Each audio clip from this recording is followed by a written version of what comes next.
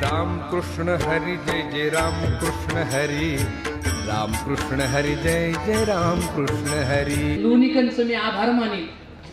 हेच गाव फक्त बिगर कीर्तनाचं राहिलं होतं माझं. मी अख्ख्या पुणे जिल्ह्यात कीर्तन केली, फक्त हे गाव राहिलं होतं. आणि त्या कंद परिवाराचं मी आभार व्यक्त करतो की तुम्ही मला लोणीकरमध्ये कीर्तन करण्याची संधी दिली. एक सांगू, बाहेर किती जरी कीर्तन केली तरी आपल्या परिसराची कीर्तनाची मजा आहे ना, इतर ठिकाणी नाही बांधव. आपल्या माणसाचे कीर्तन करणं ना, त्याच्यासारखी ऊर्जा नाही कुठे. म्हणून तुम्ही तुमचं या ठिकाणी आभार मानतो. आणि खरंच संतांच्या संगतीत जाऊन परमार्थाची तातडी करा. परमार्थाची तातडी का करायची? कुणाच्या संगतीत? संतांच्या. बरे कोणते संत? जे जेलमध्ये गेले त्यांच्या संगतीत नाही, जेलमध्ये गेले त्यांच्या संगतीत नाही, त्यांनी तुम्हाला आणि मला जेलमधून मुक्त केलं त्या संतांच्या संगतीत. ज्ञानोबा ते निळोबा या संतांच्या संगतीत जायचं. कारण संतांनी दुकानं मांडलीच नाही.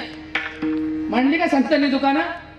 जर तुकोबाराय शेवटचे संत, निळोबाराय शेवटचे संत आहे, तर तुकोबाराय देव मला पावलाय, मी देवाचा भक्त आहे आणि या माझी कोडी सोडवा. तुकोबारांनी ते केलं नाही, ज्ञानोबारांनी ते केलं नाही. ज्ञानोबारांच्या संगतीत गेला तर काय होऊ शकतं सांगू तो? ऐका, ज्ञानोबारांच्या नुसतं संगतीत गेला तर तुमच्या संसारातलं दुःख पळून जाईल, सुखाची प्राप्ती होईल. म्हणून ज्ञानोबारांच्या संगतीत करा. तुमचं प्रपंचातलं किती मोठं दुःख असू द्या, इतरत्र अजिबात फिरू नका.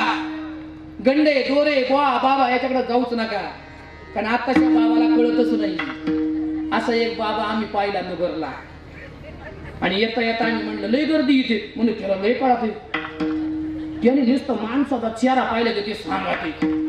असं म्हणलं बरीच लोक जात नाही. बरं मी म्हणतोय माझा चेहरा बघितलं, मग मागचं काय सांगितलं, मग ते जातच नाही. त्या किती कोटी लोक जात नाही. मी म्हणलं जाऊच.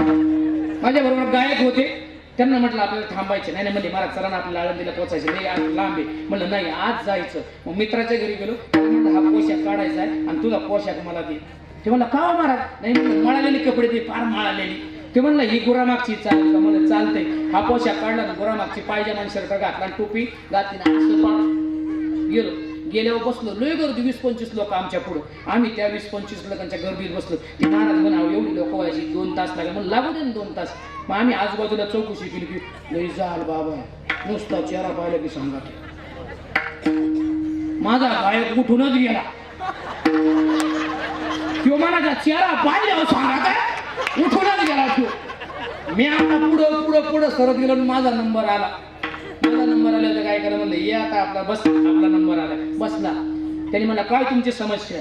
म्हणलं तुम्ही तर म्हणले चेहरा बघून सांगा. तू पहा आमच्या दोघांचा चेहरा सांगा. म्हणले तसं नाही सांगता येतं, तुमची समस्या सांगा, त्याच्या उत्तर सांगा. म्हणले हे आणि मी आम्ही दोघं जण एकत्र बिझनेस करतो. आमचा मिसळचा हॉटेल आहे, ते काही चालत नाही. म्हणलं असो का?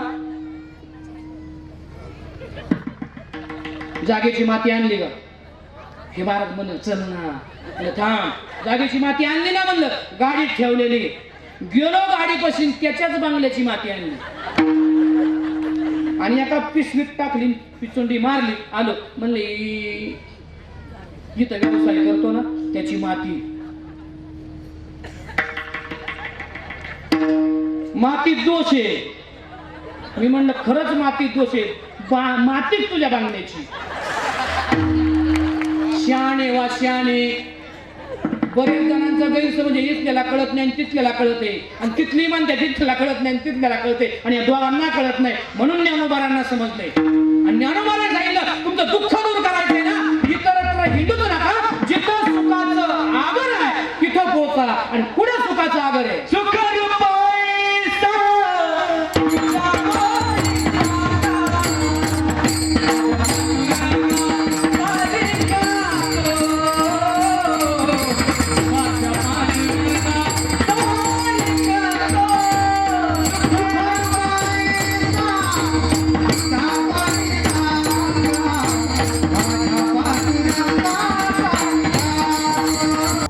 कृष्ण हरी जय जय राम कृष्ण हरी, राम कृष्ण हरी जय जय राम कृष्ण हरी.